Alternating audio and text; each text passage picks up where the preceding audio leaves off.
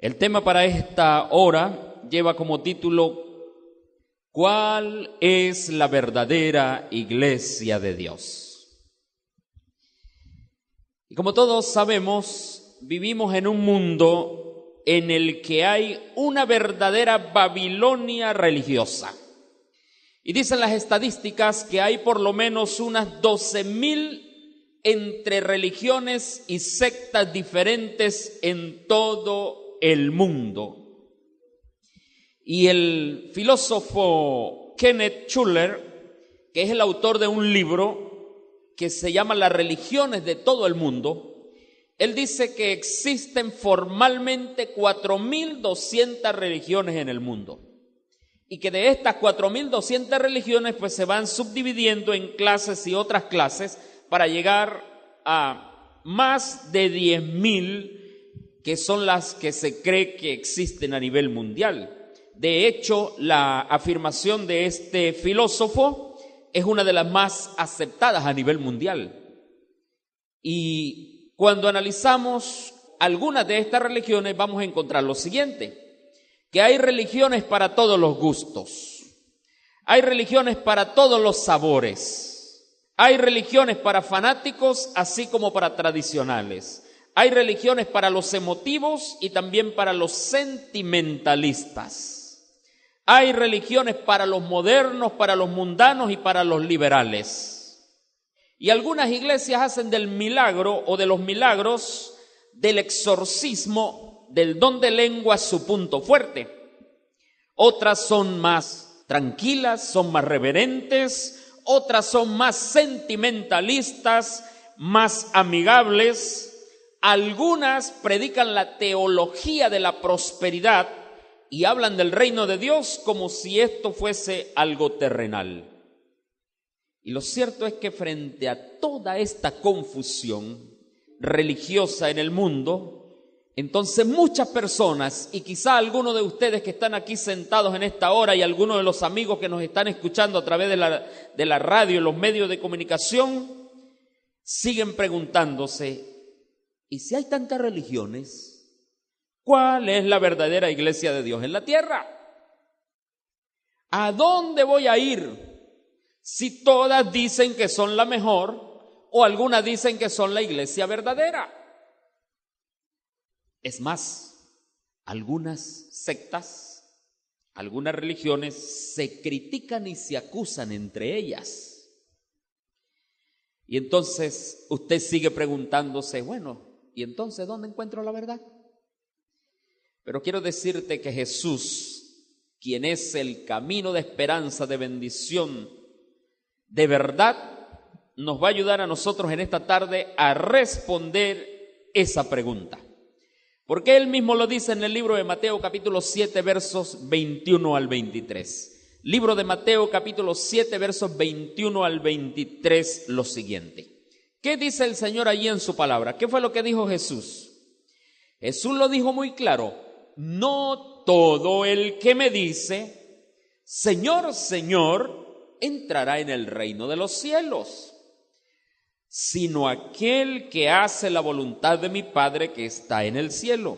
Muchos me dirán en aquel día: Señor, Señor, ¿acaso no profetizamos en tu nombre y en tu nombre echamos fuera demonios y en tu nombre hicimos muchos milagros? Pero Jesús dice: entonces yo les declararé: nunca os conocí, apartaos de mí, hacedores de maldad. ¿Está diciendo algo claro Jesús allí? No todo el que me dice Señor, Señor es mi discípulo. No todo el que me dice Señor, Señor es el que está inscrito en el reino de los cielos. Jesús dijo: es aquel que hace la voluntad de mi Padre que está en los cielos. Ahora analicemos esta advertencia de Cristo. ¿Qué fue lo que Cristo quiso decir realmente con esto? Hay por lo menos 4 enseñanzas clave de esta advertencia que Jesús hizo. Lo primero es que no basta predicar en el nombre de Cristo Jesús, no basta decir que yo soy un cristiano, que yo soy de Dios, porque esto no es señal de que yo soy una persona verdadera o que yo soy un cristiano verdadero. Eso es lo que Jesús me está diciendo en primer lugar. No basta predicar en el nombre de Jesús para decir que tenemos la verdad. En segundo lugar, no basta exigir milagros, curaciones, dones sobrenaturales, lenguas extrañas y otras maravillas que suceden. El hecho de que eso suceda no quiere decir que esa persona, quienes lo practican, quienes lo hacen, quienes lo viven, quienes lo consienten, son verdaderos hijos de Dios. En tercer lugar, tampoco hay evidencia de verdad cuando se expulsan los demonios. Y por último lugar, no es evidencia de verdad hacer el bien a las demás personas, ni darles de comer, ni ser amigables. ¿Qué fue lo que Jesús dijo?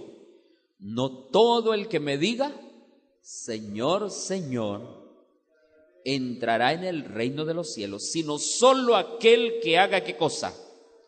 La voluntad de mi Padre que está en los cielos. Ya entonces Jesús nos está dando una luz, nos está diciendo dónde entonces es que se encuentra la verdad. ¿Quién tiene la verdad? ¿Saben ustedes que Satanás puede transformarse en un ángel de luz?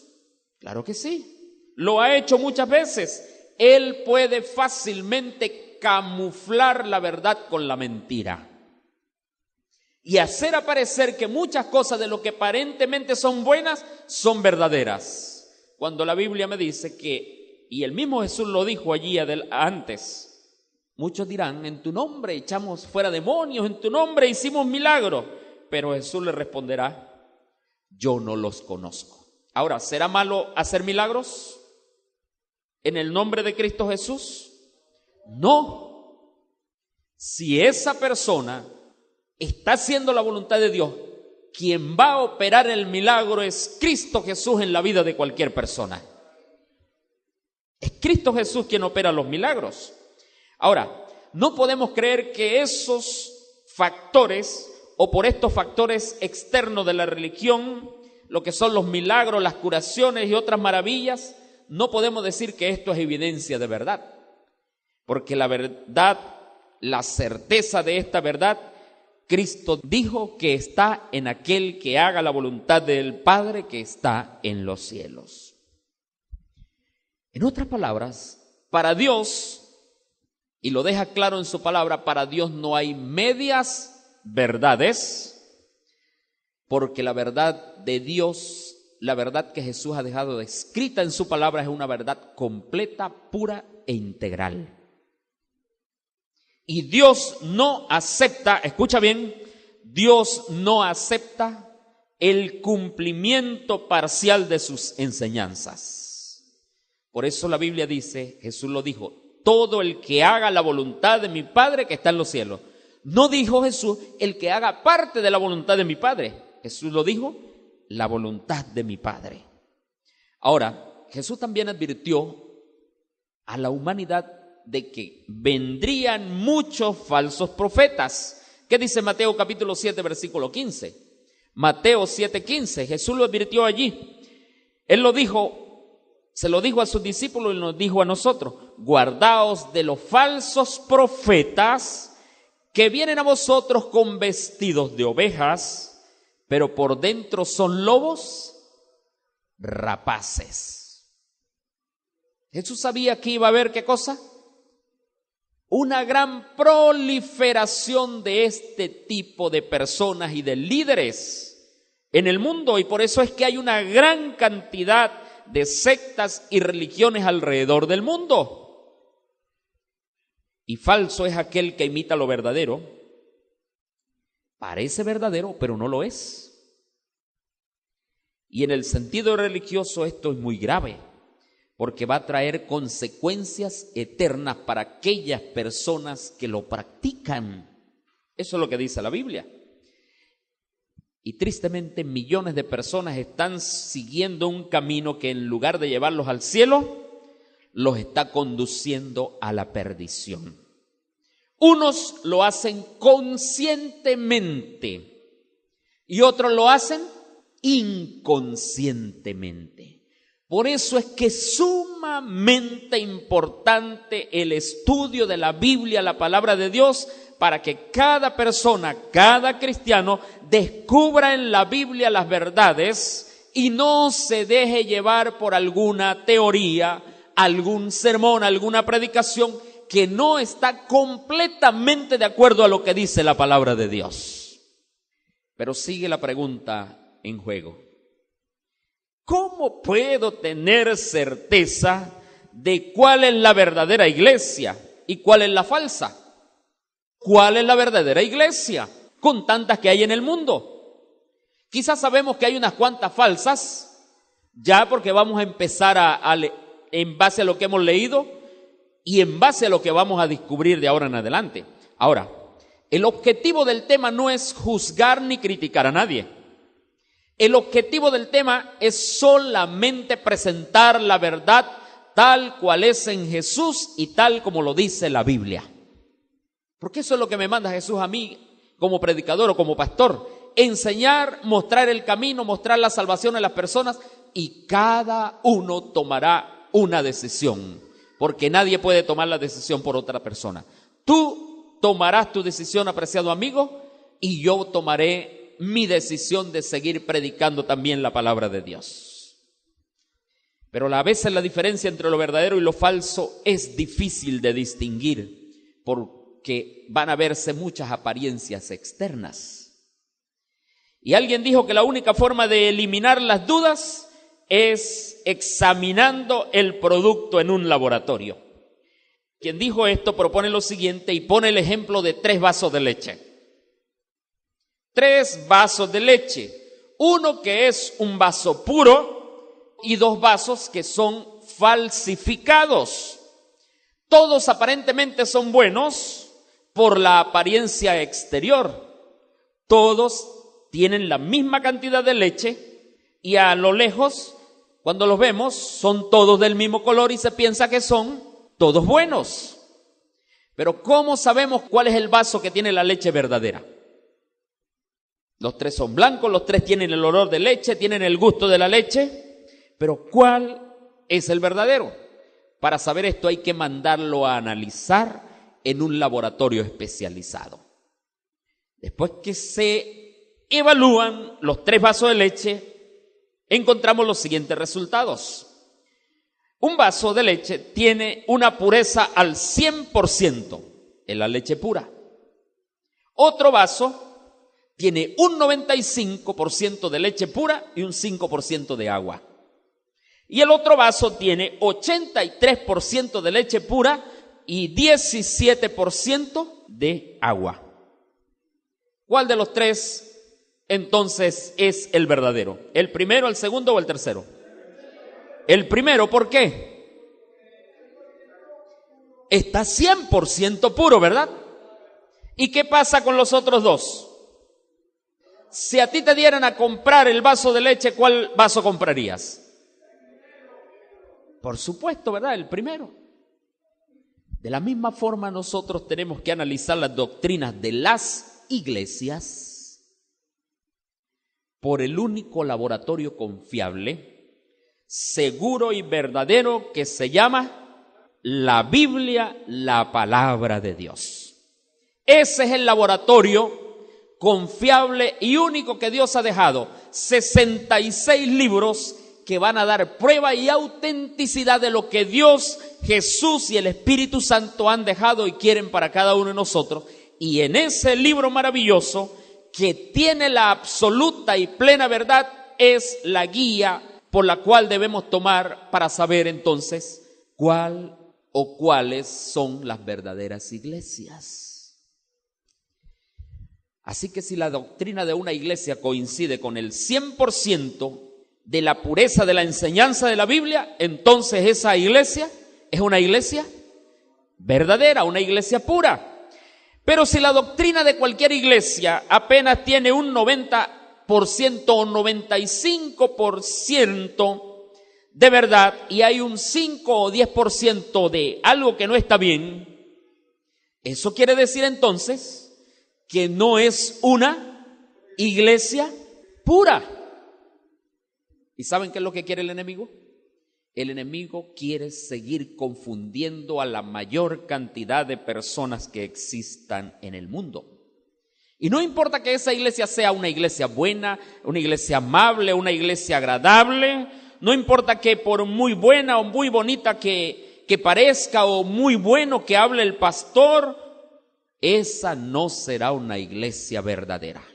Porque la iglesia verdadera, recuérdate que para Dios no hay verdad media, ni medias verdades, para Dios tiene que ser todo puro. La Biblia me va a decir entonces quién tiene la verdad, y la iglesia que la predique o la practica, entonces esa iglesia estará siguiendo lo que dijo Jesús: el que conoce verdaderamente al Padre. Si tú estás formando parte de una iglesia que predica y enseña todo lo que la Biblia dice sin cambiar ni forzar, sin acomodar el texto a gusto o a conveniencia de los líderes o de los oyentes, entonces tú estás en una iglesia que honra, alaba y glorifica el nombre de Dios, y es una iglesia que tiene un nivel o un sitial correcto de ser una iglesia verdadera. Yo sé que quizá ustedes han ido a una gran cantidad de iglesias, han conocido, han estado aquí y allá, porque están deseosos de buscar la palabra de Dios y están deseosos de buscar la verdad. Pero ¿dónde me dice la Biblia que está la verdad? La verdad está en la palabra de Dios y en Cristo Jesús, el autor de nuestra salvación. Ahora, así como los 3 vasos de leche lo llevaron a un laboratorio, y allí se encontró cuál era el vaso puro y cuáles 2 estaban falsificados, vamos en esta tarde a hacer un experimento. Y vamos a someter algunas doctrinas de la Biblia al verdadero libro guía o libro de texto que nos va a enseñar quién tiene la verdad. Y vamos a ver si hay algunas denominaciones o religiones que pasan la prueba o no pasan la prueba en relación a esto con lo que dice la Biblia. Vamos a hacer el experimento en esta tarde.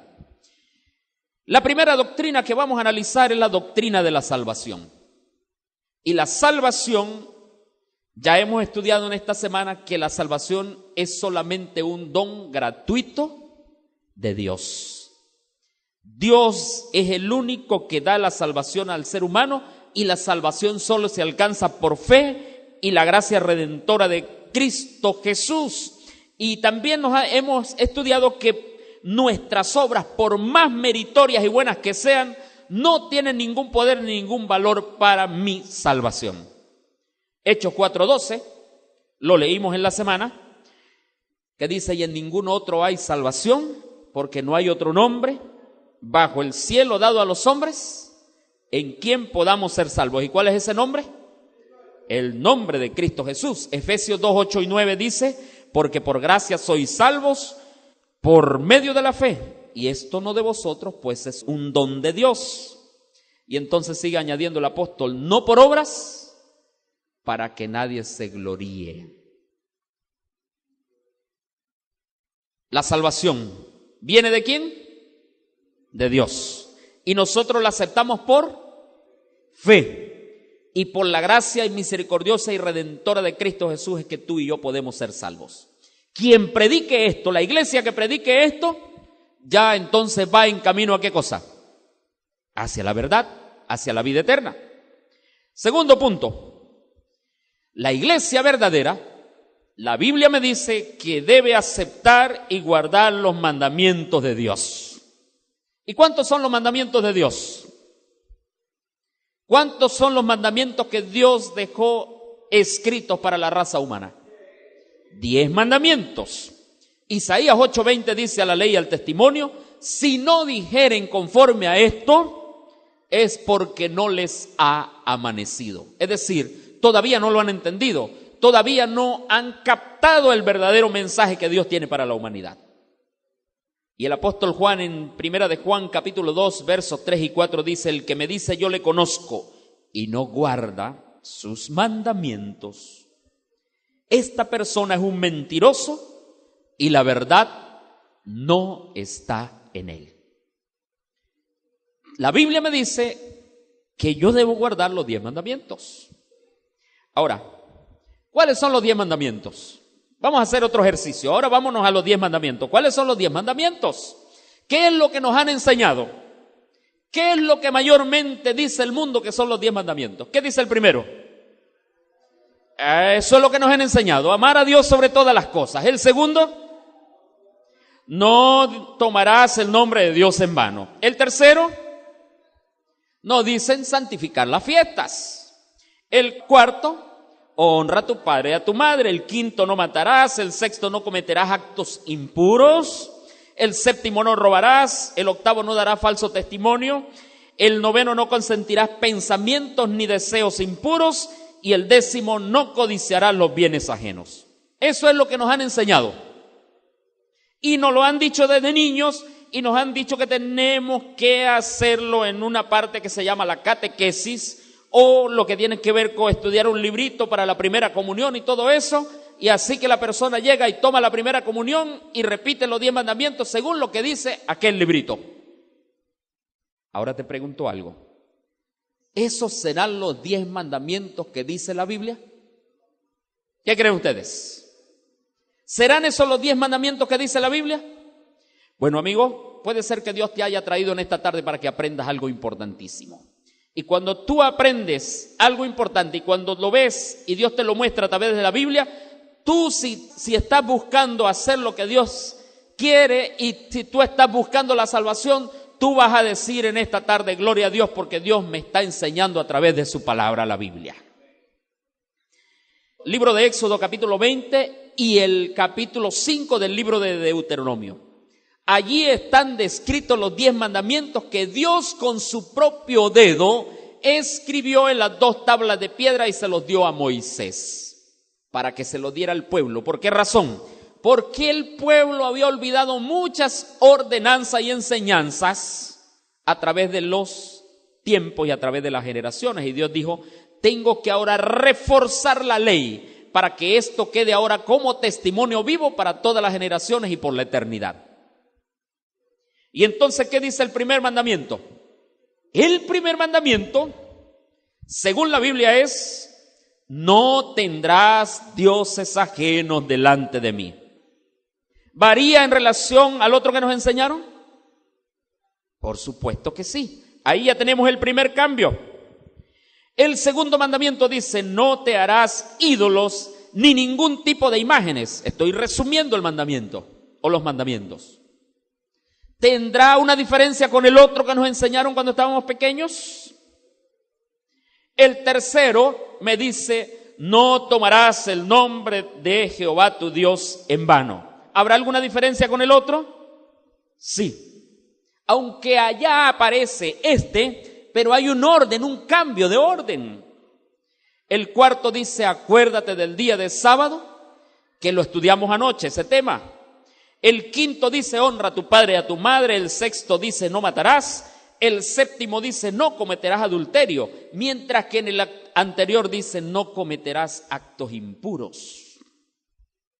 Y cuando tratan de explicar qué son actos impuros, hay una gran lista de cosas. Pero Dios había dicho claramente, no cometerás adulterio. Octavo, no hurtarás. Noveno, no hablarás contra tu prójimo falso testimonio. Y décimo, no codiciarás a tu prójimo ni nada de tu prójimo. ¿Cuál de los dos entonces es el verdadero? ¿El primero, los primeros o el segundo? ¿Por qué? ¿Cuál es el libro texto, base, guía, el libro especial, el libro santo para toda la humanidad? La Biblia, la palabra de Dios. Entonces, ¿qué es lo que ha pasado? ¿Por qué me enseñaron una cosa y es lo que yo creo? Esa es la obra del enemigo. Tratar de confundir, tratar de engañar. Y por eso les decía hace rato que unos lo hacen conscientemente y otros lo hacen inconscientemente. Pero cuando le llega la luz a esa persona, tiene la oportunidad de cambiar y decir, de ahora en adelante lo que yo había creído que me habían enseñado de la forma incorrecta, ahora yo puedo levantarme para decir que tengo la verdad y la vida eterna. Esa es la segunda. Lo otro es que el verdadero bautismo solamente es por inmersión.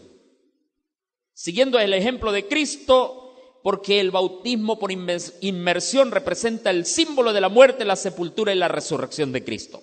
Y Pablo dice allí en Romanos capítulo 6, versículos 3 y 4, ¿acaso no sabéis que todos los que hemos sido bautizados en Cristo Jesús hemos sido bautizados en su muerte? porque todos somos sepultados juntamente con él para muerte por el bautismo, a fin de que como Cristo resucitó de los muertos por la gloria del Padre, así también todos andemos en novedad de vida. ¿Cuál es el tipo de bautismo que debe practicarse entonces? El bautismo por inmersión. ¿Y qué significa eso? Buscar un lugar donde haya suficiente agua. ¿Para qué? Por eso Jesús fue a un río, otros fueron a un estanque, otros fueron a una pila y fueron bautizados. La Biblia no me habla de otro tipo de bautismo. Bautismo por inmersión. Otro aspecto es que la iglesia verdadera tiene la misión de predicar el evangelio al mundo entero de forma muy especial y anunciar los mensajes de los tres ángeles. ¿Cuáles son los mensajes de los tres ángeles? Apocalipsis 14, 6 al 12. Y allí dice: vi volar por en medio del cielo a otro ángel que tenía el evangelio eterno para predicarlo a los moradores de la tierra, a toda nación, tribu, lengua y pueblo, diciendo a gran voz: temed a Dios y dadle honra y gloria, porque ha llegado la hora de su juicio. Adorad a aquel que hizo el cielo, la tierra, el mar y las fuentes de las aguas. En otras palabras, lo que está diciendo es que este es un mensaje que llama a la adoración del Creador, el mismo Creador, Dios Padre, Dios Hijo y Dios Espíritu Santo, que actuaron haciendo el mundo en 6 días y descansando en el séptimo día. Por tanto, la iglesia verdadera debe predicar este mensaje completo.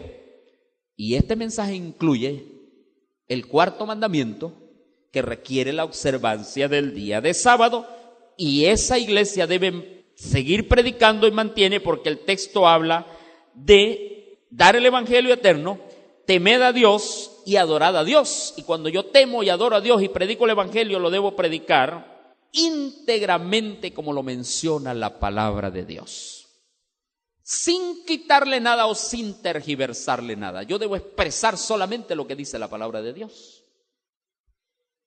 La iglesia verdadera, otro punto, es representada en el libro de Apocalipsis capítulo 12 como una mujer pura, una mujer vestida de la luz del sol, en contraste con Babilonia, la mujer prostituta, la mujer ramera, que representa la apostasía y la corrupción del mundo y de la verdad descrita en el libro de Apocalipsis 17.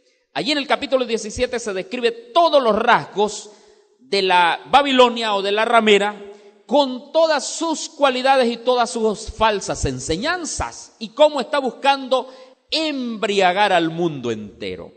Pero en el Apocalipsis, en el libro de Apocalipsis capítulo 12, encontramos una noción, una luz de lo que es la verdadera iglesia. Y dice: apareció en el cielo una gran señal, Apocalipsis 12:1, una mujer vestida del sol con la luna debajo de sus pies y sobre su cabeza una corona de 12 estrellas. Esta iglesia, apreciado amigo, representa la pureza de la doctrina cristiana. Es la iglesia de Cristo Jesús con sus 12 apóstoles que salieron a predicar al mundo entero y llevaban el mensaje directo de Cristo Jesús. Y esta iglesia es una iglesia que no tiene contaminación de enseñanzas humanas. Es una iglesia que está revestida del sol de justicia, y el sol de justicia es el mismo Cristo Jesús. Pero hay un punto más, y es que esta iglesia posee el espíritu de profecía o el don profético. Y es conocida esta iglesia por este aspecto. ¿Qué dice Apocalipsis 12:17? Lo que fue nuestra lectura bíblica. Apocalipsis 12:17. Dice: entonces el dragón. ¿Quién es el dragón? Satanás, el enemigo, el diablo. Dice: el dragón se llenó de ira contra la mujer. ¿Cuál mujer? Contra la iglesia verdadera. Con la iglesia de Apocalipsis 12, el versículo 1. Dice: y se fue a hacer guerra contra el resto de la descendencia de ella. Es decir, todos aquellos que buscan obedecer a Dios y guardar su ley y su palabra tal como está escrita. Y entonces vienen los dos distintivos. Los que guardan, ¿qué cosa? ¿Qué dice tu Biblia? Los que guardan los mandamientos de Dios. ¿Y cuál es la segunda característica?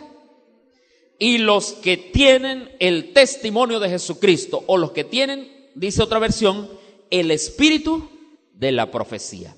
Para analizar un poco el tema del espíritu de profecía, pues es un tema muy largo y no lo vamos a tomar en esta tarde por el tiempo.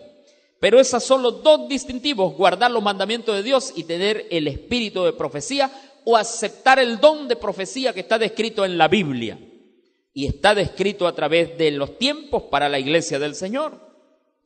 Estas son las principales marcas o señales de distinción que hacen la diferencia y con las cuales Dios ha identificado la iglesia verdadera con todas las demás iglesias. Otro punto: la iglesia verdadera practica el rito del lavamiento de los pies. Jesús dio el ejemplo, lo hizo, lo ordenó en la ceremonia de la Santa Cena, allí cuando en el capítulo 13 del libro de Juan encontramos el momento cuando Jesús fue y tomó un lebrillo, tomó una toalla, se la ciñó y fue a lavar los pies de los discípulos para luego ir a participar del rito de la comunión. Y allí dice que se levantó de la cena y se quitó su manto y tomando una toalla se la ciñó, luego puso agua en un lebrillo y comenzó a lavar los pies de los discípulos y a enjuagarlos con la toalla que estaba ceñido. Pues si yo, dice el versículo 14, el Señor y Maestro, he lavado vuestros pies, vosotros también debéis lavaros los pies unos a otros. Así que cuando tú tomas tiempo para participar de la cena del Señor y vienes, debes participar primero del rito de la humildad para luego participar del rito de la comunión. Es lo que hizo Jesús. Y la iglesia que practique esto, pues entonces está en ese camino de ser la iglesia verdadera. Ahora, apreciado amigo, apreciado hermano, hay muchas doctrinas más que nosotros podríamos tocar, pero por el tiempo no lo vamos a hacer. Pero en esta hora nosotros hemos hablado lecciones de la palabra del Señor. No hemos criticado a nadie, no hemos juzgado a nadie, no hemos mencionado el nombre de ninguno. ¿Por qué razón? Porque solamente la Biblia me dice: predica lo que dice la palabra del Señor. Y cada uno tendrá que tomar una decisión, cada uno debe escoger el verdadero camino y cada uno debe alcanzar el reino de Dios. Ese es el objetivo principal de la predicación del Evangelio.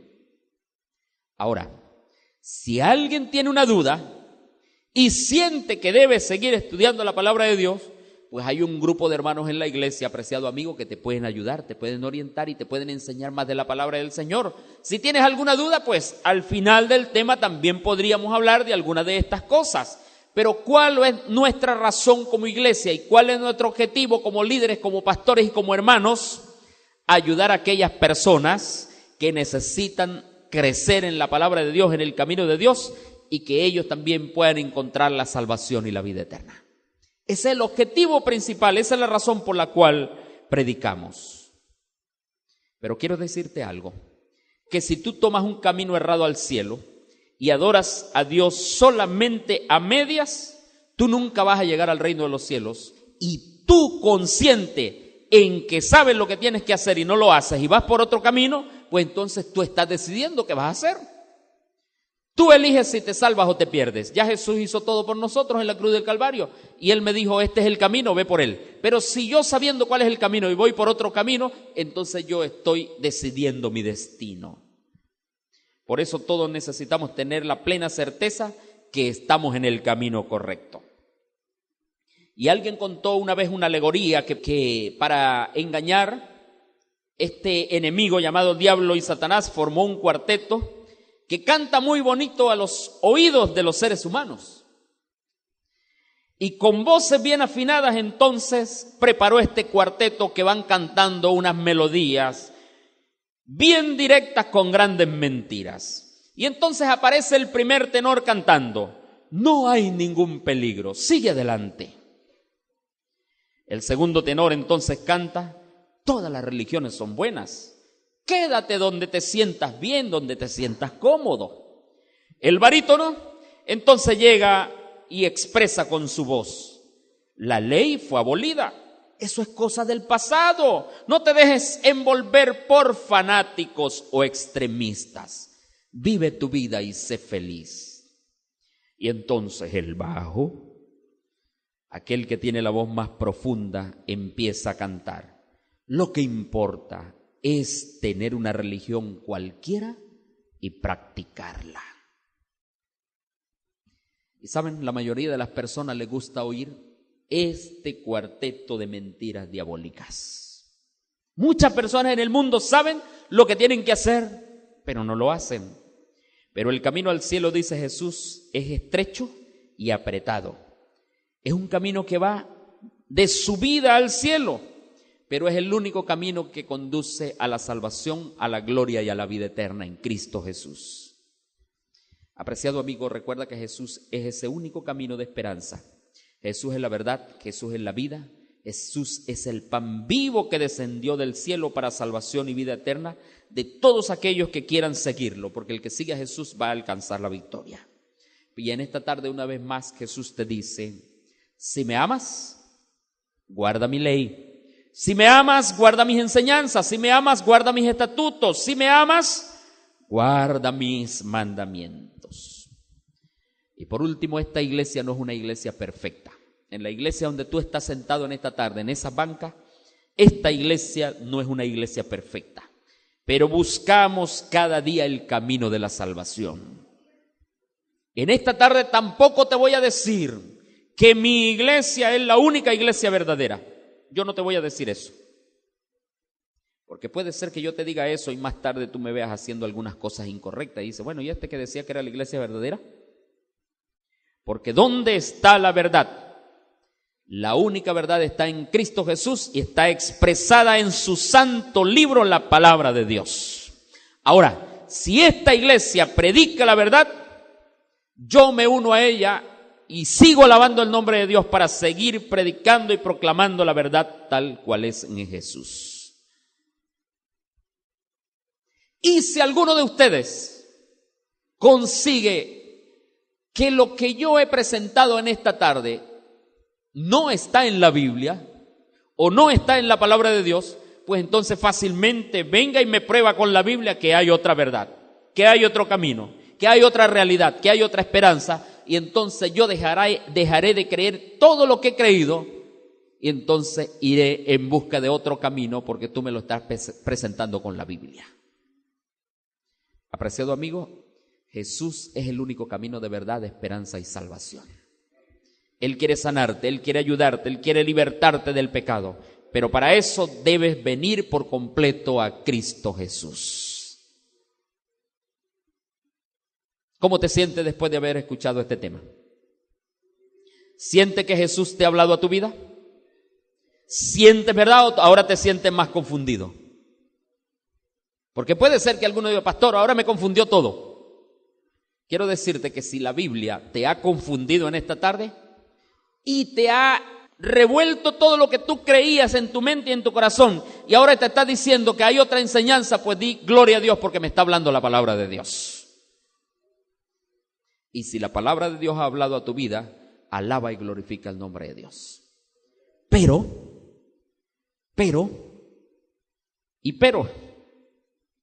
no resistas a la voz del Espíritu Santo.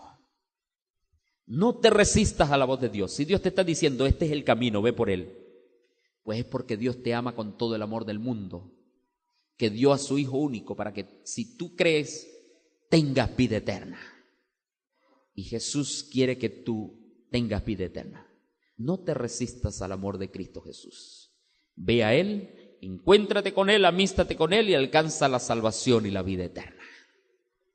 Dale gracias a Dios por toda esta semana que hemos estado en este lugar, una semana llena de bendiciones. Alaba el nombre de Dios por eso. Y dile gracias, Señor, porque me diste la oportunidad de escuchar más de tu santa palabra. Mañana en este lugar celebraremos con una fiesta bautismal, donde varios de ustedes y algunos de nuestros hermanos y amigos van a sellar su decisión con Jesús a través del bautismo. ¿Hay algunos de los que han manifestado que van a sellar su decisión con Jesús a través del bautismo mañana que están aquí presentes? ¿Dónde están? Colóquense en pie, por favor, para que los demás podamos saludarlos y podamos felicitarlos.